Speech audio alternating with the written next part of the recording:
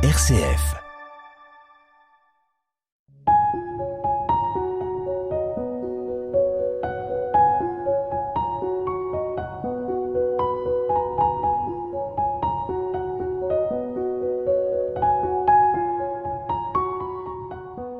Il y a quelques semaines, le Saint-Père a consacré la Russie et l'Ukraine au cœur immaculé de Marie. Et cette question de la consécration à la Vierge, elle est centrale pour nous catholiques et chrétiens en général.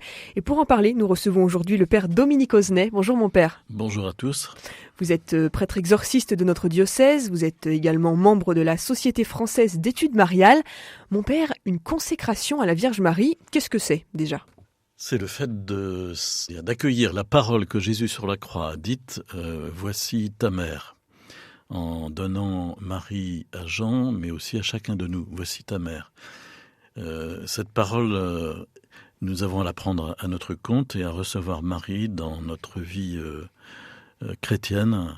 Et donc, on a exprimé ça en termes théologiques et en termes de piété par le mot de consécration, mais c'est un petit peu piégé parce que, en termes stricts, on ne se consacre pas à Dieu, c'est lui qui nous consacre, c'est pas la même chose. C'est d'ailleurs en ce sens que le pape François a proposé une énième consécration de la Russie et de l'Ukraine il y a quelques semaines, pour offrir ces deux pays, ces deux peuples à la Vierge Marie en lui demandant son intervention, son intercession, sa prière, pour que des chemins de la paix puissent se trouver et que la guerre soit éloignée.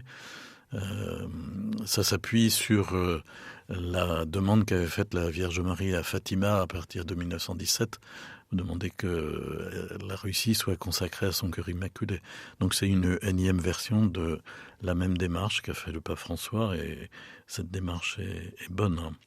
Alors on peut dire que spirituellement, une consécration, c'est une mise sur l'orbite de Dieu, quelque part. Le mot orbite, c'est intéressant parce que la Vierge Marie est la plus proche du Père, du Fils et du Saint-Esprit, la plus proche de la Trinité, puisque le Père lui a donné son Fils, lui a donné le Verbe. Elle est la mère du Fils, évidemment, et elle est remplie de l'Esprit Saint. L'Esprit Saint repose sur elle, d'après le vocabulaire employé par Luc. Et donc, il n'y a pas plus près de la Trinité que Marie, et prendre la main de Marie, c'est d'un seul coup se trouver aidé à cause de la présence très, très, très discrète mais très forte de Marie. Ce sont des choses à vivre plus qu'à expliciter de cette façon-là, mais le mot orbite effectivement est intéressant, oui. Mais pourtant, mon Père, se consacrer à la Vierge, être consacré à la Vierge, ça n'a rien d'une spiritualité spéciale en tant que telle. Alors précisément parce que Jésus, à la croix, a commencé par dire « Voici ta mère », à Marie « Voici ton fils ». Donc ça s'adresse à tous, pas seulement à Jean. Et donc il faut qu'on puisse trouver les chemins pour donner une place à Marie dans notre vie chrétienne. Par comparaison, si vous voulez, si on prend les différentes confessions chrétiennes, la confession orthodoxe, catholique, protestante, chacun donne une place à Marie à sa façon, avec son prisme. Et les orthodoxes, ce sera beaucoup dans la liturgie, à travers des hymnes, des proclamations de la sainteté de Marie. Les catholiques, ce sera peut-être plus à travers la récitation du chapelet et le fait de parler de certaines apparitions de la Vierge Marie. Les protestants sont beaucoup plus en distance, mais vont honorer la place de Marie dans les Écritures. Donc, mais ici, il s'agit bien, comme vous le disiez, de donner à Marie une place dans notre vie chrétienne à nous, dans notre cœur, dans notre façon de vivre notre baptême et de répondre au Christ. Oui. Surtout qu'en plus qu'on sait que Jésus lui-même est passé par la Vierge pour sauver le monde. La Trinité est passée par la Vierge pour sauver les hommes. C'est ça, c'est assez frappant quand on réfléchit. Le Père est passé par Marie pour que Jésus puisse venir jusqu'à nous. Jésus est évidemment passé par Marie, qui est sa mère, et voilà. Et puis, l'Esprit Saint, de façon indispensable, a permis cette fécondation de Marie et cette incarnation du Fils.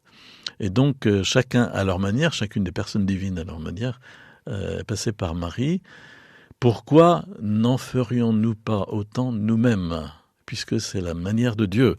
C'est-à-dire d'aller à Jésus en passant aussi par Marie, en demandant l'aide de Marie, la présence de Marie. Et quand on le fait, par exemple, à travers, prenons pour nous catholiques, à travers la récitation et la méditation du chapelet, des mystères de l'écriture qui sont calés sur les dizaines de chapelets, on s'aperçoit que, au fond, petit à petit, Marie, très discrètement, nous donne un sens précisément beaucoup plus affiné de l'incarnation et donc de la divinité du Christ, et puis aussi de l'incarnation au niveau des sacrements, c'est-à-dire de la présence de Jésus dans les sacrements. Ça m'avait beaucoup frappé en faisant cette expérience de réciter le chapelet de façon longue, de constater qu'il y a cet affinement qui se fait du sens profond de l'incarnation, et ça c'est vraiment la trace de la présence de Marie, de l'œuvre de Marie. Donc Père Osnet, on le comprend bien, le culte de Marie est intimement lié à celui de la Trinité, il n'est pas à part, mais pourtant on peut observer parfois certaines dérives d'une certaine manière, certains dérapages, si on peut dire, Oui. Si jamais on considère cette spiritualité comme étant à part. Et puis, on peut dire aussi qu'on n'adore pas la Vierge Marie, elle n'est pas la quatrième personne de la Trinité.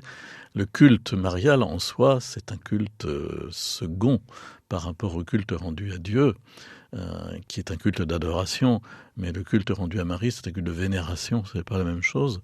Et on se base là, encore une fois, ça me semble important, sur la parole de Dieu, la parole de Jésus. Et c'est sur cette base-là qu'on avance pour vénérer Marie, puisque Jésus nous l'a donnée et qu'il a tenu à ce qu'elle ait une place spéciale. Mais c'est vrai que la théologie mariale en tant que telle, c'est parce qu'il y a une dimension affective, au fond, est un lieu de possible dérapage beaucoup plus que si vous vous mettez à parler entre doctes personnes de l'union hypostatique pour en parler de la personne du Christ. Ça intéressera sûrement les théologiens, mais il y aura peut-être des dérapages doctrinaux, mais en tout cas, ça n'intéresse guère avec ces termes-là le peuple de Dieu, tandis que la Vierge Marie est très présente dans le peuple de Dieu, à travers les lieux de pèlerinage, à travers... Il y a un rapport qui touche l'affect, c'est profond. Et donc, on peut déraper beaucoup plus facilement. Et par exemple, on peut s'attacher à des prétendues apparitions mariales qui, en fait, ne sont pas fiables, se rendre sur des lieux où l'évêque a dit non, il n'y a pas à considérer que ça soit surnaturel ce qui s'est passé là, et donc on ne peut pas le proposer au peuple de Dieu, etc. Ou à travers des livres qui circulent avec des paroles de la Vierge Marie, etc. Il y a beaucoup de dérapages possibles. C'est donc important aussi qu'il y ait un aspect doctrinal qui soit respecté dans le cheminement d'approfondissement marial.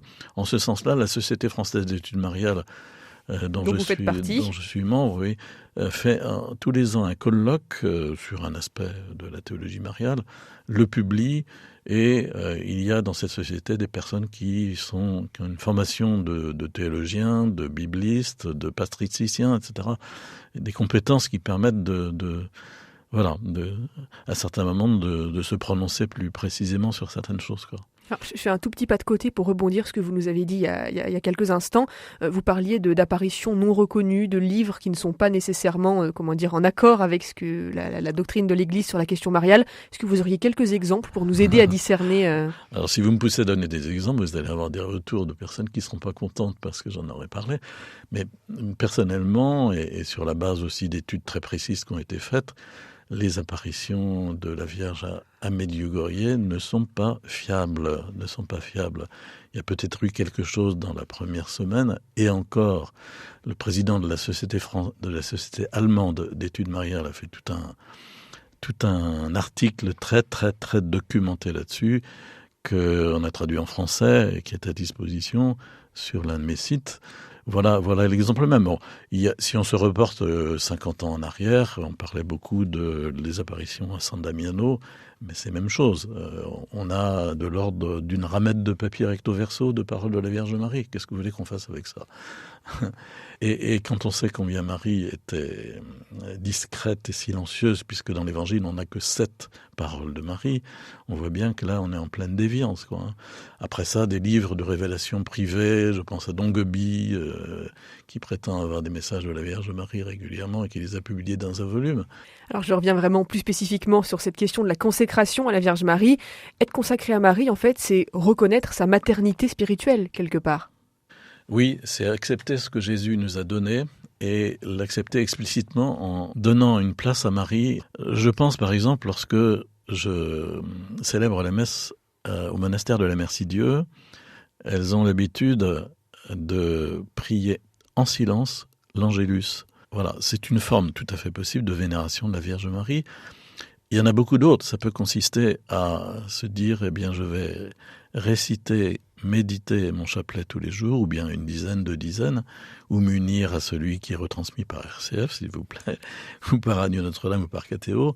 Donc, donner une place à Marie concrètement à travers un certain nombre de... Alors là, on tombe dans la dévotion, effectivement, un certain nombre de pratiques dévotionnelles qui nous permettent d'être beaucoup plus la main dans la main avec la Vierge Marie et lui permettre d'agir dans notre vie chrétienne, spirituelle, mais aussi concrète, parce que Marie est une mère, elle est éducatrice, et donc je suis persuadé qu'à certains moments, c'est elle qui attire notre attention sur telle ou telle chose.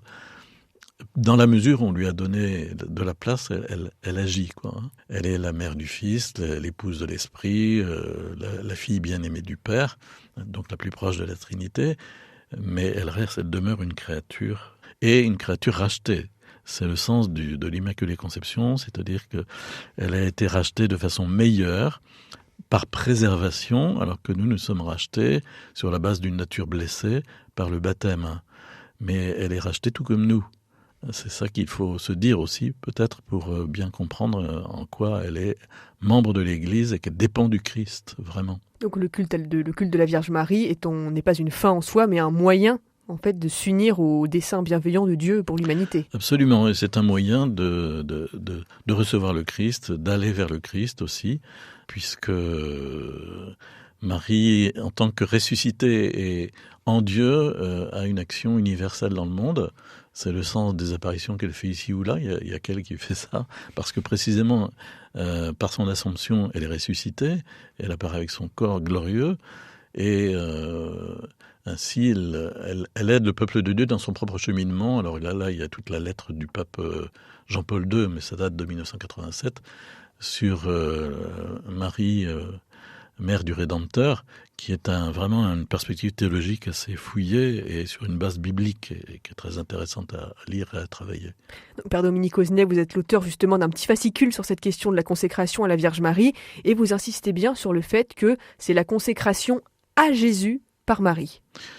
C'est un Français, Saint-Louis-Marie Grignon de Montfort, qui, 18e siècle, 17e, 18e siècle, a vraiment été missionnaire un peu partout en France pour proposer qu'on renouvelle l'engagement de notre baptême par les mains de Marie, en s'appuyant sur le don qu'a fait Marie dans le sillage elle-même du don que fait Jésus à son Père. L'auteur de la lettre aux Hébreux a voulu s'appuyer sur un verset d'un psaume, « Me voici, ô Dieu, pour faire ta volonté », en disant que voilà, c'est l'entrée du Verbe dans le monde à travers cette parole. Le Fils vient pour accomplir la volonté du Père et il s'offre lui-même.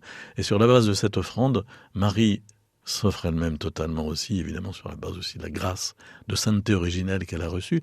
Et nous-mêmes, nous nous appuyons sur ces offrandes et on peut aller à Jésus par Marie en plaçant l'offrande de nous-mêmes dans les mains de Marie, en lui disant tu en disposes, tu fais comme tu veux. Et je m'offre à Jésus par toi.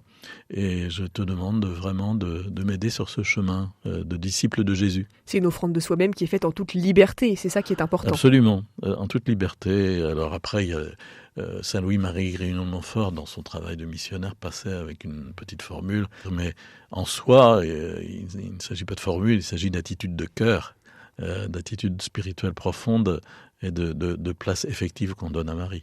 Alors parmi les préconisateurs justement de ce chemin vers la Vierge, il y a Saint-Louis-Marie Grignon de Montfort. Et donc cette question de la soumission libre, on la retrouve aussi dans une lettre du pape Jean-Paul II, Marie, mère du Rédempteur. Vous en parliez il y a quelques instants. Oui. Est-ce que vous pourriez nous redire quelques mots dessus ? Moi, personnellement, à l'époque, j'ai beaucoup aimé cette encyclique du pape Jean-Paul II parce que dans une perspective œcuménique, il s'appuie sur tous les versets des évangiles, des lettres des apôtres, des actes aussi, qui parlent de Marie, il n'y en a pas énormément, mais il il s'appuie sur tous ces versets pour développer le sens profond des dogmes aussi que l'Église catholique a mis en forme. Je pense à l'Immaculée Conception en 1854, et puis l'Assomption en 1951. Et le pape Jean-Paul II en donne les fondements bibliques. Et donc, il y a des passages dans sa lettre qui sont à relire. Il dit par exemple, avec toute sa profondeur aussi de philosophe, la maternité a pour caractéristique de se rapporter à la personne. Elle détermine toujours une relation absolument unique entre deux personnes, la relation de la mère avec son enfant et de l'enfant avec sa mère, etc., etc. Et il développe et il dit, on peut dire qu'il y a une analogie entre la maternité dans l'ordre de la grâce et ce qui, dans l'ordre de la nature, caractérise l'union entre la mère et son enfant, etc. Et puis il développe en disant qu'au pied de la croix commence cette particulière offrande de soi de la part de l'homme à la mère du Christ. Et là, il s'appuie sur un tout petit verset dans Saint Jean. À partir de cette heure-là, le disciple l'accueillit dans ses biens propres. Dans le grec, il l'accueillit parmi ses biens personnels. C'est intéressant aussi de regarder ça, que c'est pas seulement il l'accueillit chez lui, il en a pris soin, il l'a mis dans sa maison parce qu'elle était toute seule maintenant, etc. Mais ça va au-delà de ça. Ça va au-delà de ça, et il l'a pris dans son cœur. Et le pape Jean-Paul II insistait sur le fait que ça commence là, cette offrande de soi, offrande de l'homme à la mère du Christ. Alors Père Dominique Osnet, il y a différents moyens concrets au quotidien d'exprimer la consécration à Jésus par Marie. On pense bien sûr à la prière quotidienne de consécration que vous mentionnez dans votre petit livret, mais il y a aussi bien sûr la médaille de la rue du Bac, la médaille miraculeuse. Est-ce que vous pouvez nous refaire un petit point, on va dire un petit point de catéchèse sur cette question ? Alors, c'est la médaille de la Vierge Marie qu'elle a donnée à Catherine Labouré en 1830 dans une apparition rue du Bac. Donc si vous allez rue du Bac à Paris, vous pouvez aller dans la chapelle dite de la médaille miraculeuse. Mais en employant ces mots, médaille miraculeuse, on fait un petit peu de cette médaille un gris-gris, un talisman, et on saute un petit peu à pieds joints sur le message théologique qui est contenu sur les images même de la médaille. Alors, si vous en avez une, vous pouvez regarder. Sur le recto de la médaille, il y a Marie debout sur le globe terrestre qui écrase de ses pieds la tête du serpent. Donc ça rejoint la parole dans la Genèse, une parole qui est dite au démon, au serpent. Celle-ci t'écrasera la tête et tu l'atteindras au talon.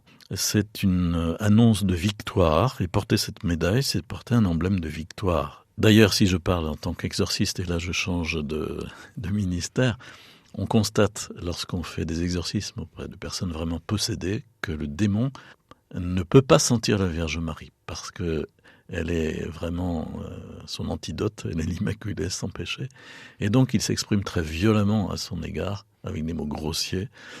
Et il dit « taisez-vous » quand on récite des « Je vous salue Marie », il ne peut pas la sentir, etc. Je vous passe les mots abjects qui sont prononcés. En même temps, on voit bien qu'à chaque fois qu'on récite un « Je vous salue Marie », c'est comme si on le flagellait quelque part. Et quelque part, le démon s'exprime par la bouche de la personne possédée, on dit « aïe, aïe, aïe, aïe, aïe ». C'est assez comique d'une certaine façon, en même temps c'est assez pénible pour la personne. Mais voilà, je voulais simplement dire ça pour dire que prendre Marie chez soi, c'est aussi vraiment un gage de victoire dans le combat spirituel. Ensuite, sur la médaille, vous avez au revers de la médaille, vous avez le M et la croix qui sont imbriqués l'un dans l'autre.